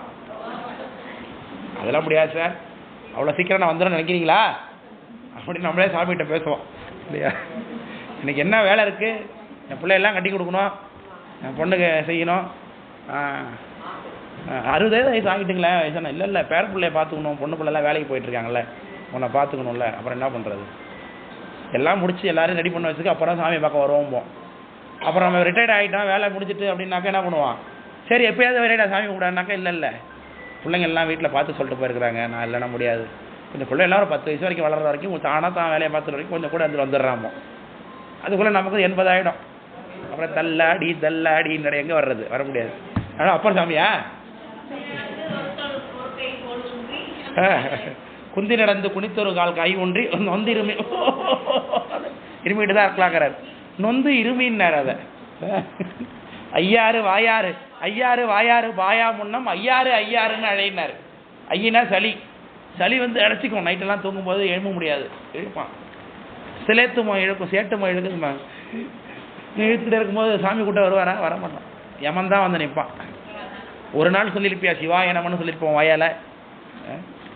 யமன் கழுத்தில் சுருக்கிட்டு இழுக்கும் அன்றோ கதிகற்பது, அன்னைக்கா சிவாய நம்மனை கூப்பிடுறது? முடியாது. அதனால் இப்பயே நம்ம சொல்லி வச்சுக்க வேண்டும். அதனால் வசந்தா அப்படின்னு ஒரு அம்மா இருக்காங்க. அந்த அம்மா வந்து சென்னை நிலையத்துக்கு பெரிய புராண கிளாஸ்க்கு வருவாங்க. எப்படி இருந்தாலும் ஒரு 60-70 தான் இருப்பாங்க. அவங்க ஒரு உயரம் தான் இருப்பாங்க. அவங்க ருத்ராட்சம் தாரணம் பண்ணிக்கிட்டு வருவாங்க. இப்போ நாங்கள் போன வாரம் திருவாரூர் தேருக்கு வந்தப்போ வந்திருந்தாங்க. வந்து பொண்ணுங்க 2-3 பொண்ணுங்க பிள்ளைங்க எல்லாம் இருக்குது. வந்து நான் எப்படியாவது மீறிக்கிட்டு வந்துட்டேன், என்னால் உங்களெல்லாம் பார்த்தோன்னே தான் சந்தோஷமாக இருக்குது அப்படின்னு எங்களெல்லாம் பார்த்தோன்னு ஓடி வந்து எங்களை கட்டி பிடிச்சிக்கிட்டு அப்படி ஒரு சந்தோஷப்பட்டுக்கிட்டு, நான் தனியாக வந்துட்டேன், யாருமே நமக்கு இங்கே இல்லையே நினச்சிட்டு வந்து ரசிக்கிறேன். எப்படி வந்தீங்கன்னு நான் முடியாந்துட்டேன், என்னை போகக்கூடாதுன்னு சொல்லிட்டு இருந்தாங்க எல்லாரும். நான் அப்படியே முடியாந்துட்டேன். ஏன் உங்களோ ஏன் போகக்கூடாதுங்கன்னு? இல்லை நான் இருந்தேன்னா நான் பிள்ளையெல்லாம் பார்த்துப்பேன், அவங்க பார்த்துப்பேன், அவங்களாம் வெளில போவாங்கன்னு பார்த்துட்டு இருக்கிறாங்க. நான் இவங்களுக்காகவே காலத்துக்கு நான் உழைச்சேன், இப்போ அவங்க பிள்ளைகளுக்காக உழைச்சோன்னாக்க, இப்போ எனக்கு எல்லாம் ஆசையெல்லாம் நான் எங்கேருந்து பார்க்குறது, என்னை சாமி வந்து பார்க்குறது, அதெல்லாம் நான் போக எப்போ ஊருக்கு நான் எப்போ போக மாட்டேன். நான் எப்படியே இங்கே தலையெல்லாம் பார்த்துட்டு அப்புறமே தான் பொறுமையாக தான் போவேன். அப்படிங்கிற விவேகம் நமக்கு என்னைக்கு ஏற்படும்? சரி பரவாயில்ல, 60 வயசு வரைக்கும் இந்த உலக வாழ்க்கையை ஓட்டியாச்சு. 60 வயசுக்கு பிறகாவது இந்த மாதிரி வர்றோமா நம்ம? அன்னைக்கும் தான் நம்ம வீட்டுக்காரர் தடுப்பார், வீட்டுக்காரி தடுப்பாங்க இல்லையா, பேர பிள்ளைங்க தடுக்கும், பிள்ளைங்க தடுக்கும், எல்லாம் சொல்லிட்டு தான் இருக்கும். நமக்கு அந்த விவேகம் வேணும். இந்த மாதிரி நம்ம சாமிக்கிட்ட வரதுக்கு முயற்சி பண்ணுறோமா அப்படின்னு பார்க்கணும். பேருக்கு இங்கே போனோம் நம்ம நித்திய பொருளை பற்றி பேசியிருந்தோமா? அதனால் அது என்ன இல்லை, அது அழிவு உரிய பொருள் அல்ல. அடுத்தது அருவம். சிவபெருமானுக்கு எப்படி உருவம் இல்லையோ அதே மாதிரி மாயை என்ன இல்லை, உருவம் இல்லாத ஒரு பொருள். உருவமில்லாத ஒரு பொருள் இருந்து உருவமுடையதாகிய இந்த உலகத்தை சாமி உண்டு பண்ணியிருக்கார். விளக்கம் புரியுதுங்களா? அருவ பொருள் அது. அடுத்து ஏக நிலை எதுனா ஒரே பொருள் தான். இப்போ இந்த பாட்டிலை தயாரிக்கிறதுக்கு ஒரு மாயை, இந்த மூடியை தயாரிக்கிறதுக்கு ஒரு மாயை, இந்த நோட்டை தயாரிக்கிறதுக்கு ஒரு மாயா இருந்தது. ஒரே மாயையிலேருந்து தான் விதவிதமாக உண்டாயிருக்குது. விளக்கம் புரியுதுங்களா? அதான் ஏக நிலையாத. உலகத்திற்கு ஒரு வித்துனார் அப்படின்னு என்ன அர்த்தம்? உலகம் தோன்றதுக்கு ஒரு காரணமான இருக்குதுங்கிறதுனால அதுதான் முக்கியம். மண்ணே இல்லைனாலும் எப்படி உலகம் பானை செய்ய முடியுமா? பையவருக்கு ஆற்றல் இருந்தாலும், பானை செய்கிற ஆற்றல் இருந்தாலும், மண் இல்லைன்னா அவர் எப்படி செய்வார்? இப்போ விளக்கம் புரியுதுங்களா? ஸோ அதனால் ஏன் சார் சாமி தன்னுடைய திருவூர்லேருந்து உலகத்தை படித்து கொடுத்தா சாமி எப்படி இருந்தாலும் உயிர்கள் ஏற்றுக்காதான்னா, அதான் சொல்லியாச்சு. ராஜா வந்து உடனே நீ வந்து என்னுடைய ஆள் அப்படின்னு சொன்னால் உயிர் தான் உடம்பு ஏற்றுப்பானவன். அவனுக்கு ஏற்ற மாதிரி என்ன பண்ணும்? முதல்ல அவன் கூட போய் ஃபஸ்ட்டு பழக விடணும் ஒரு ஆளை இல்லையா? அவனுக்கு ஏற்ற மாதிரி மானை கட்டி மானை பிடிக்கிறது மாதிரி அவனுக்கு ஏற்ற மாதிரி சில ஆட்களை கொடுத்து பழக வச்சு, முதல்ல இந்த உலகம் இதுதான் உண்மையான உலகம் அப்படின்னு நினைக்க வச்சு, அப்புறம் இது உண்மை இல்லை இதுதான் உண்மையான நித்திய பொருள் எதுங்கிறத காண்பிக்கிறது சாமியோட ட்ரிக்கு. சாமி ரொம்ப ஆசைப்படுறார், பேராசைப்படுறாருங்கிறார் மணிவாசக பெருமாள். பேராசை அலைகடல்வாய் மீன் விசிறும் பேராசை அரியணை பாடுதுங்கான அம்மானை. பெரிய வலை ஒன்று வச்சுக்கிட்டு விசிறி மீன் எல்லாத்தையும் கடல் மீனத்தையும் பிடிச்சிடுற மாதிரி நம்ம எல்லாருக்கும் முத்தி கொடுத்துடணும் உடனே நினைக்கிறாரு சாமி. ஆனால் நாம் என்ன பண்ண மாட்டோம்? அகப்பட மாட்டோம் அதில். ஏன்?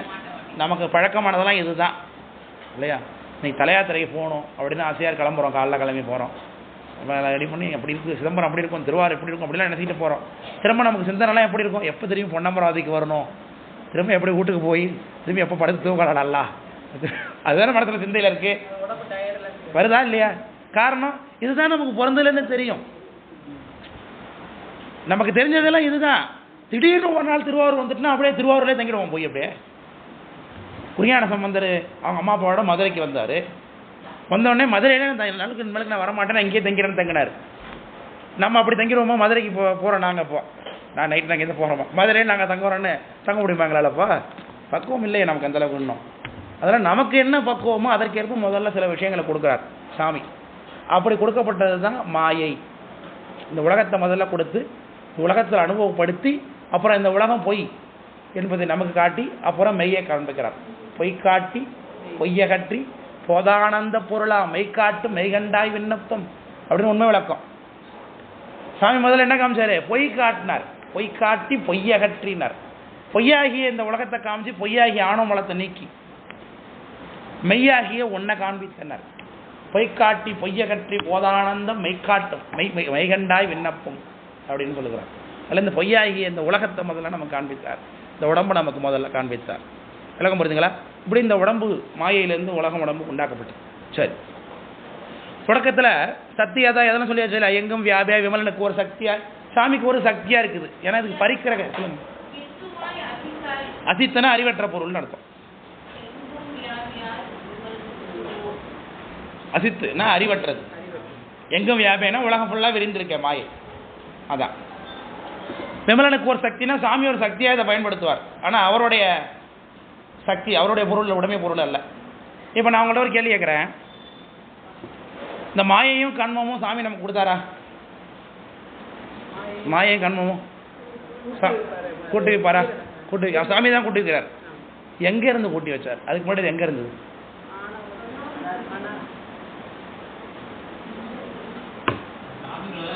சாமிக்குள்ளதான் இருக்கிறேன். எல்லாமே சாமிக்குள்ளதான் இருக்கும். சாமிக்குள்ளதான் இருக்கு. நம்மளும் சாமிக்குள்ளதான் இருக்கும். சாமிக்குள்ள இருந்தாலும் உயிரோட தனியாக சம்மந்தம் இல்லாத ஒரு பிள்ளை திடீர்னு சம்மந்தமாகும். நம்மளுடைய அடிப்படை வாதம் என்ன? தற்காரியவாதம் அப்படின்னா என்ன அர்த்தம்? Very good. உள்ளது உள்ளது அழியாது, இல்லது தோன்றாது. ஒரு பொருள் இல்லாம இருக்கு அப்படின்னா அது என்னைக்குமே என்னதான் இல்லாத ஒரு பொருள் தான். அதை திடீர்னு என்ன பண்ண முடியாது, இருக்கிற மாதிரி காட்ட முடியாது. உள்ளது அழியாது, இல்லது தோன்றாது. அப்போ சுவாமி திடீர்னு ஒரு நாள் வந்து கூட்டி வச்சுட்டாருன்னு சொல்றீங்களே,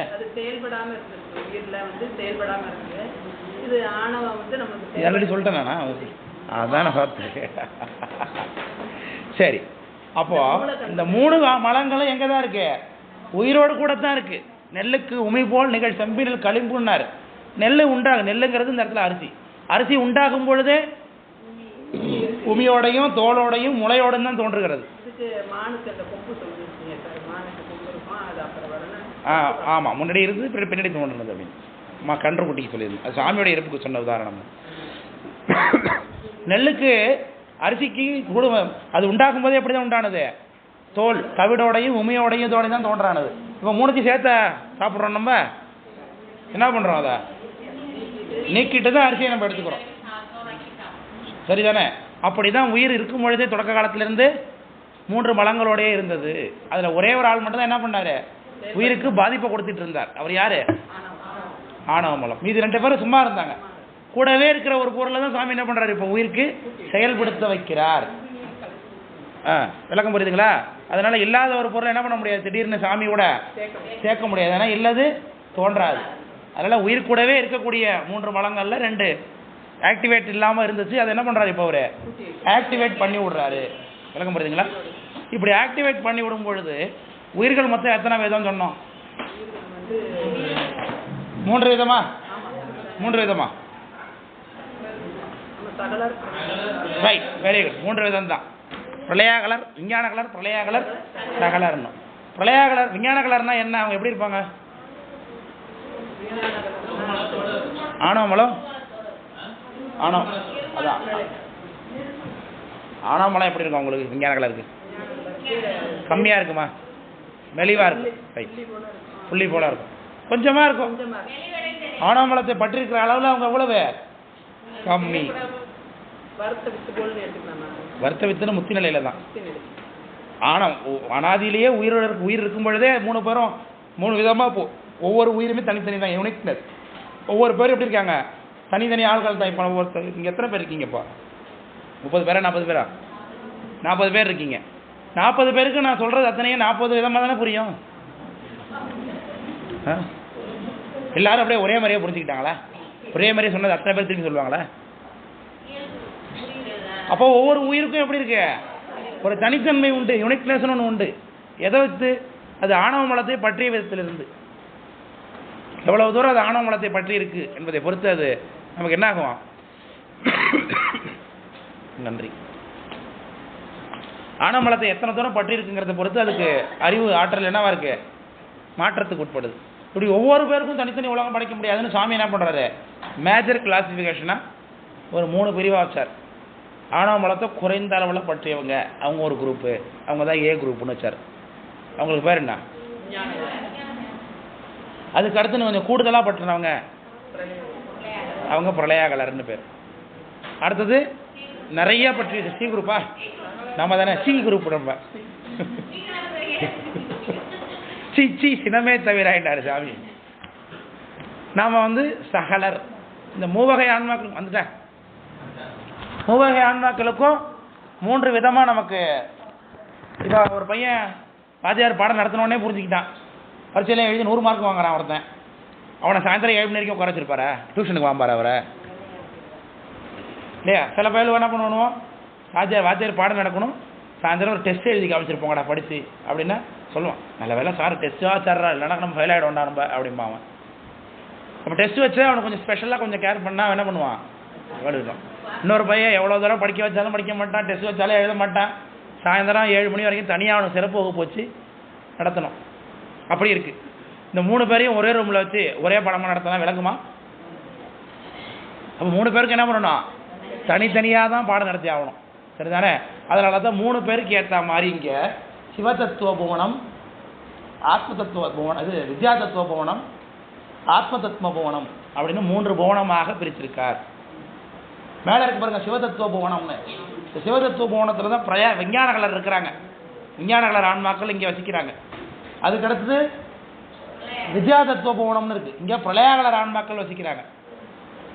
சரிதானே? அதுக்கு அடுத்தது சகல வகை ஆன்மாக்கள் இருக்கிறாங்க. இங்கே ஆத்ம தத்துவம் அப்படின்னு இருக்கு. சரிதானே? இந்த 3 பேருக்குமே சாமி எதுல இருந்தா உலகத்தை உண்டு பண்றாரு? மாயையில இருந்தா உண்டு பண்றாரு. உண்டு, மாயை உண்டு, சுத்தமா இல்லாமலாம் கிடையாது. ஒரு மலத்தார்னு சும்மா சொல்லிக்க வேண்டியதுதான். சுத்தமாலாம் மாயை கண்மம்லாம் இல்லாமலாம் கிடையாது. கொஞ்சம் இருக்கும், அளவுல பார்க்கும்போது கம்மி. இல்லை புரியுதுங்களா? இப்போ முடி எனக்கு தான் 1-2 நடிச்சிருக்கு. வயசானவங்களுக்கு சுத்தமாக நடிச்சிருக்கு. எனக்கு கர்ப்பம் அதிகமாக இருக்குது, உங்களுக்கு வெள்ளை அதிகமாக இருக்குது. அதான் வித்தியாசம். ஆனால் 2 பேருக்கு என்ன உண்டு? உண்டு, அது நிறைய உண்டு இல்லையா? அது மாதிரி தான் இவங்களுக்கு. அதில் திருவருள் அதிகம், மாயை கம்மி. விளக்கம் புரியுதுங்களா? திருவருள் அதிகம், மாயை அந்த மாதிரி தான். வீதம் வந்து அவங்களுக்கு கம்மி ரொம்ப. அதனால் அவங்க சுத்தமாக இல்லைன்னு சும்மா உபச்சாரமாக சொல்லுகிற மற்றவருக்கு, ஒரு மலத்தாருன்னு விஞ்ஞானங்களை சொல்லுகிற மற்றவருக்கு உங்களுக்கு மாயை கண்மம் இல்லாமலாம் கிடையாது, இருக்குது. ஆனால் விகிதத்தில் இவங்களோட கம்பேர் பண்ணும்போது ரொம்ப கம்மி. அதான் சரிதானே? அப்போ அந்த 3 பேருக்கும் மூவித புவனம். விளக்கம் போதுங்களா? சரி, இதோட நம்ம இந்த அமர்வை நிறைவு செய்து கொள்வோம். தேநீர் சாப்பிட்டு வந்து அதுக்கப்புறம் இந்த அட்டவணைக்குள்ளே போகும். இந்த அட்டவணைக்குள்ளே போகிறதுக்கு முன்னாடி சில தகவல்கள் இருக்குது, அதை முடிச்சுக்கிட்டு தான் அட்டவணைக்குள்ளே போகணும். போகும் ஒன்று தான் சொல்கிறேன், சீக்கிரம் வந்துடுங்க.